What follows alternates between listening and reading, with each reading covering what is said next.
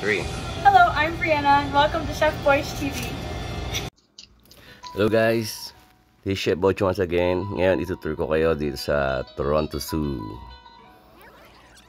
Ang daming different animals na hindi natin makita sa zoo sa Pilipinas, like sa Manila Zoo or Malabon Zoo. Dito medyo mas kompleto sila. O yung mga rare like yung grizzly bear, yung hippopotamus, yan, mayroon tayo yan sa Manila Zoo. Pero medyo matanda yan sa atin. Yan, may bata pa. Yung mga gorilla. Yung grizzly bear nila, medyo inaantok yung grizzly bear nila. Hindi siya pang si Yogi Bear. Ay sa turtle nila, snapping turtle, like yung mga tatagpuan na sa creek natin sa Pilipinas. Parang yan yata yun. And maganda dyan yung kangaroo. Kasama nga pala si Nab nung nagpunta ako dyan.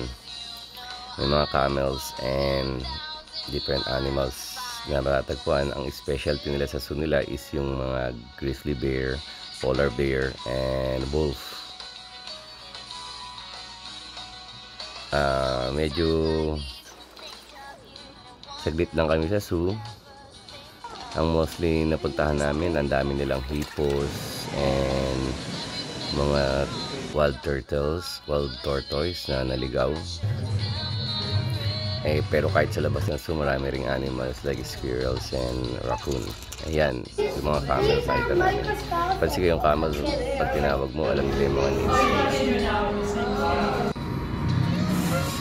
And ayan yung mga wild ducks. Adobo. Makikita mo lang sa labas yung mga wild ducks. Pang adobo. Oh. Ayan, masarap ulamin din yung turtle. Siyempre, Chef Bodge. Malapit na matapos ang video guys.